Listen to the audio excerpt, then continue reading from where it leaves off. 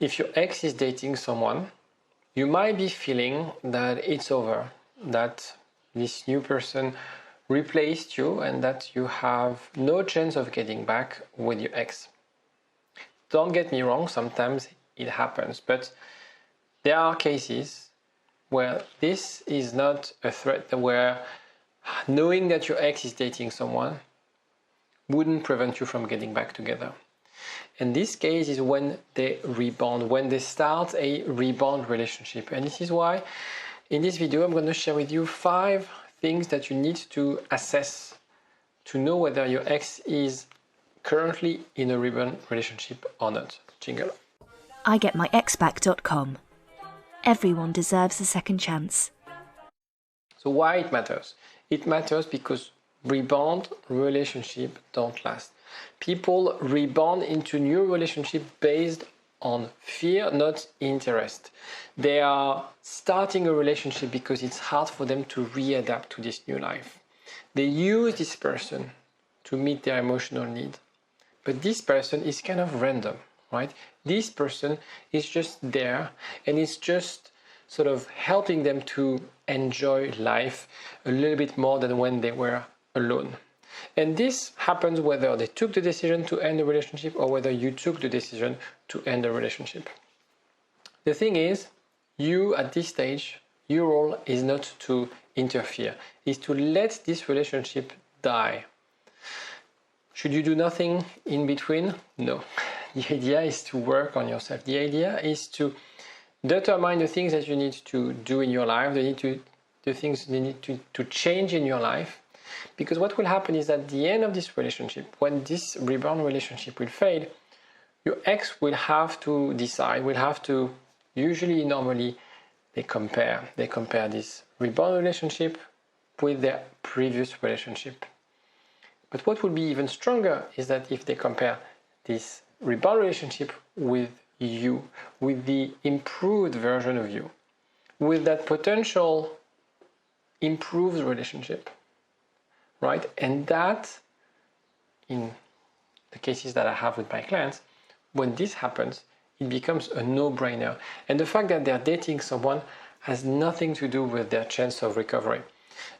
When I looked at my stats before making this video, actually people who are getting back with their ex when their ex is in a rebound is exactly the same sort of success rate than people who are getting back with their ex when they're not dating someone. The only difference is that, of course, it takes a bit more time because you need to wait for this relationship to fail. So let's get to those signs. The first one is that they are dating right after the breakup. This is the number one sign you have to analyze, is whether your ex is jumping into a new relationship very quickly. When they do that, of course, they won't have the ability to process, to reflect on the breakup.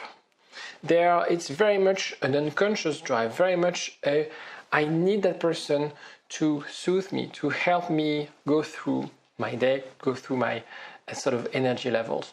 So it's very important for you to assess this because you can't be attracted and build strong foundations with someone that you just met.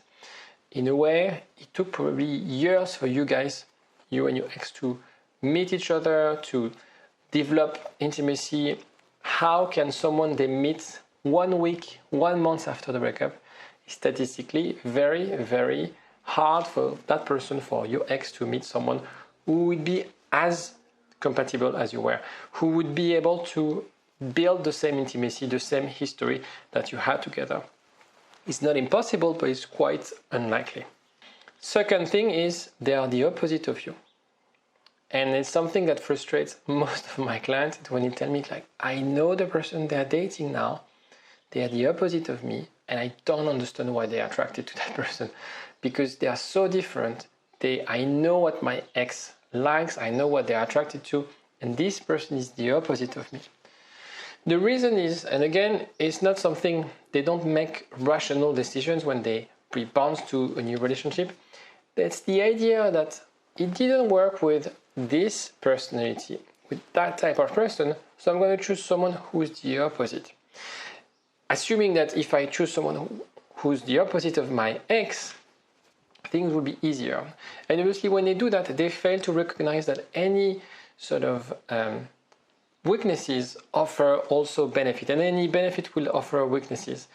And obviously, again, if you've had a successful relationship, a long-term relationship with your ex, it's going to be very easy for them to very quickly detail and see the contrast between that new person and you. They will make the assumption that the opposite, minus and minus, will give me positive, but actually it doesn't work like this, because as I said before, it's quite unlikely that they'd find someone with the same chemistry, who would be able to build the same things with you. The third one is excessive public display of affection, PDA. It's really about like, I need to show the world that I'm winning the breakup. I need to show the world that I'm happy with this person. I need to show the world that I'm not desperate, that I'm not sad after this breakup, that I can bounce back. The reason it's a sign is because when you're in love with someone, you don't have to shout, you don't have to showcase your love to anyone. You're happy just with this person. You don't need anyone to validate. And so you find that people who are rebounding, they feel the need to get the validation from others. And that's why, they will post a lot on social media. They will be very affectionate. They will be, over showing their sort of relationship to the world, as if they need to showcase something. When you're in love with someone, you don't have to showcase. You don't have to show off that I'm in love, I have someone. You do that when you're a teenager and it's your first girlfriend and you're really happy to show it to your friends. But when you're old and mature, when you have family, when you have kids, when you know what is a relationship, you don't feel the need to validate. So it's very important to assess this. And very often my clients, they tell me, they must be in love because I see them pictures of them on social media, on Instagram, on Facebook. They seem really happy. They go on holidays and so on and so forth. It's really the idea that they need to proactively showcase to people. And that's not a sign of a healthy relationship. That's a sign that it's very much superficial. The fourth one is that they will compare with you, and they will, when you hear from mutual friends, they will ask or always sort of compare your relationship, their relationship. Again, trying to compete, trying to come up with a rationale a narrative that will feel they are winning the breakup. And when they do that, what they're doing is just using that person, again, to win, to find that contrast. They're, in your context, maybe you're still single. They're single, I moved on, I found someone, and I'm comparing, this is way better. I'm doing more things, I enjoy more life, I'm happier.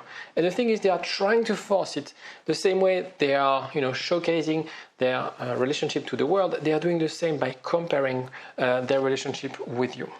And the last one, which is again very confusing, is that they introduce their parents, their family very quickly. And again, when you compare with your relationship, when, for example, maybe it took months for you to meet with their parents, to go on holidays with them it's very quick.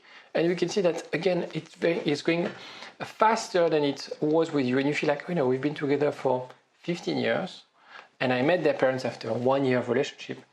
They met this guy, or she met this guy, or he met this woman 1 month after our breakup, and he's going on holidays, or she's going on holidays with their parents.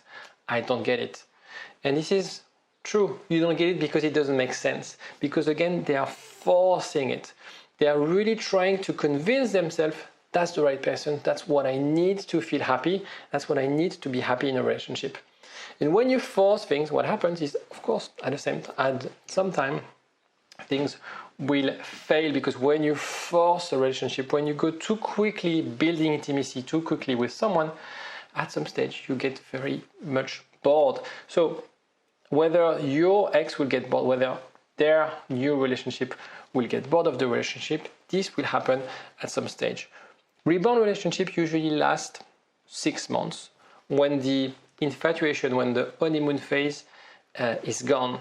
And this is at that moment that you need to be there, showing your partner how secure you are, showing your partner that there's an alternative way, that you don't have to return to the old bad patterns and habits, that your new relationship can provide excitement the same way this rebound relationship provides them with excitement, with novelty, but also respecting your boundaries and their boundaries. If you need more help, practical help on how to navigate this, let me know in the comment section or contact me. There are a few links in the description if you want to get in touch with me. See you next time. Bye-bye. Power for a long time. Get up, nah, I ain't a quitter. Toss me the ball, I'm a really big hitter. Big picture, I'm a straight killer.